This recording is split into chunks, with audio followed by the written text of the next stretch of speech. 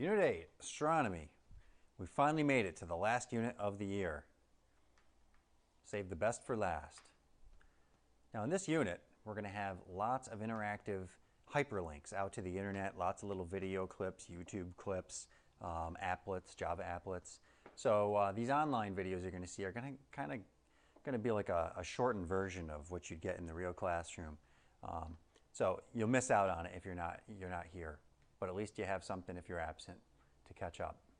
All right, we're looking right here at a section of the Hubble Deep Field image, and what I really want you to pay attention to is the fact that most of these blips of light are not stars, some are, and this is just a tiny fraction of the sky, maybe like a dot on your thumbnail. If you held your thumb all the way out at arm's length and looked up at the sky, just a small speck on your thumbnail. That's how big this picture is. Yet, almost everything you see in this picture is actually a galaxy with billions of stars in it, each one of them. So, one of the things I hope you'll take away from this unit is that we live in a big universe, and there's lots and lots of galaxies and stars out there with planets orbiting them, and that's just a cool thing to think about. All right, moving on. So maybe that makes your brain full, like this boy right here in the classroom. Fill you right up there with all that information. Maybe so much so we'll have to get the duct tape out and wrap it around your brain so it doesn't explode. All right, let's start off first with celestial objects. Everything we're going to be looking at in astronomy, everything outside the Earth's atmosphere is a celestial object. Satellites, moons, planets, stars, galaxies, nebulas, everything. Everything above our atmosphere. A long time ago, ancient civilizations believed those celestial objects were often gods placed in the sky. These were based on their creation myths. And also they used these stars to chart the calendar, including the sun and the moon too. You know, we're talking like the Druids with Stonehenge, or even the Mesoamericans with their pyramids, the Greeks, the Romans. So a lot of cultures used the sky to answer lots of things in their civilizations, in their cultures.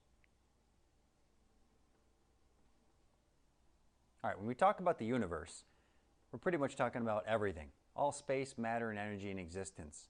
We know the universe is about 13.7 billion years old since the Big Bang happened. And so it's been around a while.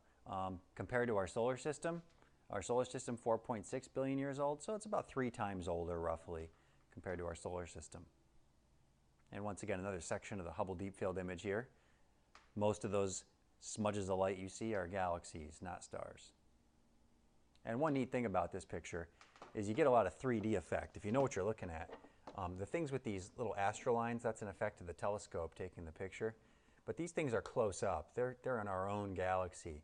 Whereas the other objects, these little smudges, all these little smudges, they're much, much, much farther away. They're galaxies in a different galaxy than the Milky Way. So that 3D effect. How did it all get here? Well, the current theory is the Big Bang theory. All matter and energy exploded from a point in space-time, this singular point. And so over here you can see that time begins, and a fraction of a second later, not much is going on besides a lot of expansion and a lot of hot temperatures. Still like that, up to 1 second. And at this point, after a second, up to about 3 minutes, we start actually forming atoms, electrons, protons, and hydrogen and helium start to form over here. Light can finally shine once we get some hydrogen and helium fusing. And after 1 billion years, gravity makes hydrogen and helium gas coalesce to form giant clouds that become galaxies eventually. And then they collapse to form the first stars right here. And then after 15 billion years, not quite 15 billion, 13.7 or so, we're at the present day. And now we have some sort of order to the universe, although it's hard to tell exactly what that order is. But things are still expanding outwards. Now, if you're really interested in knowing about this, you might want to just ask this guy right here. He'd probably tell you a lot better than I could.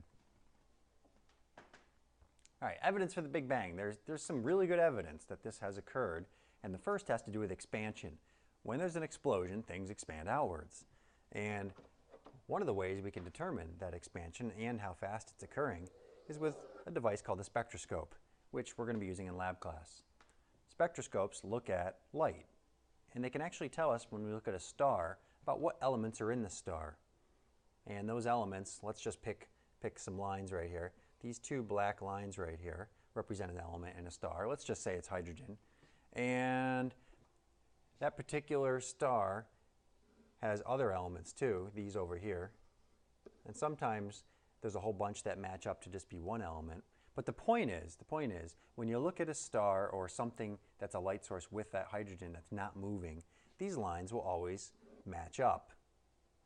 But when you look at stars that are either moving away or towards us, those lines will shift. They'll shift either to the left or to the right of the original. Now, if it's shifting to the left, we call this a blue shift. Turns out that most galaxies, when you look at them through a telescope with a spectroscope attached, are not blue shifted. Most are red shifted.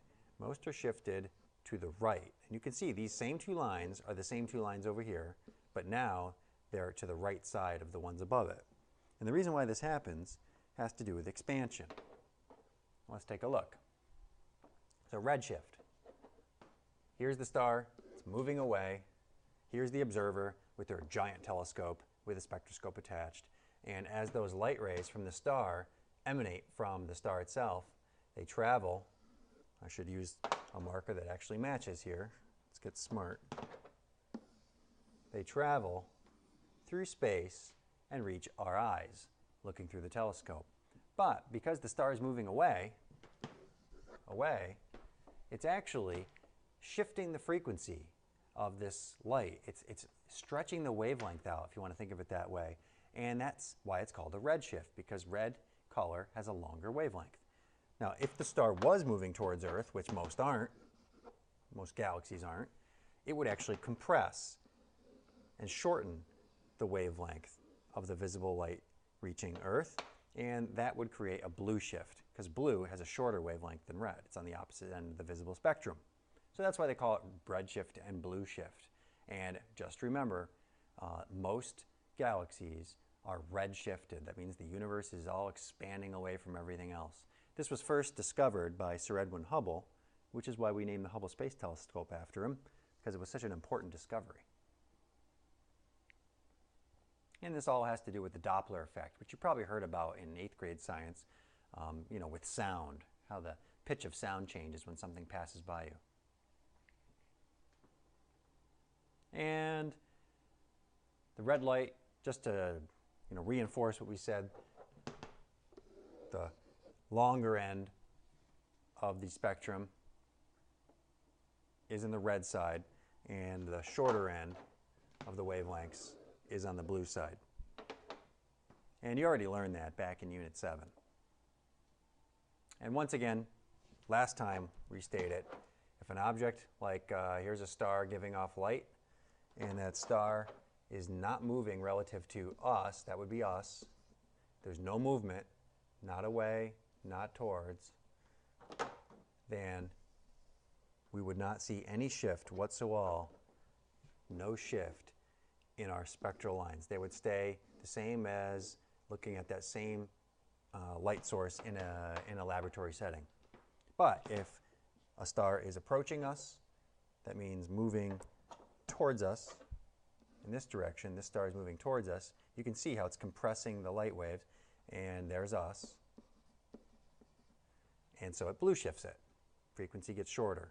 And you can see blue shift, these lines right here are shifted, the same lines as these up here, but they're shifted to the left. And the last example, here's us. If the star is, or galaxy I should say every time here, not star, is moving away from us, you can see how it's stretching out.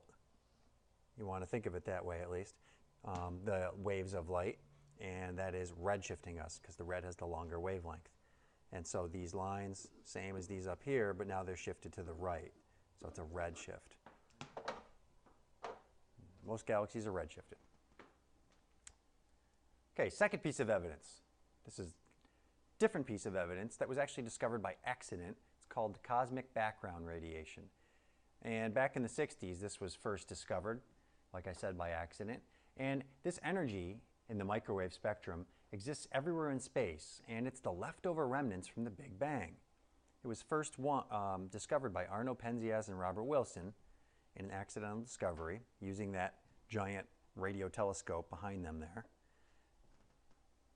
I think at one point they thought that their poor data was caused by bird dropping, so they actually went out and cleaned the thing off, but turns out nothing really helped get rid of this background noise until they learned out that that background noise was this stuff right here, cosmic microwave background. And that cosmic microwave background, if I can get this back up here, my computer's running a little slow. There we go. That cosmic microwave background, that energy is just about the right temperature that was theorized would be left over from the Big Bang Theory after 13.7 billion years. So it's pretty cool that they actually discovered this. So those two pieces of evidence really give us a lot of bang for the buck with the Big Bang Theory, no pun intended. And that is it. Next time we're going to be looking at galaxies. See you then.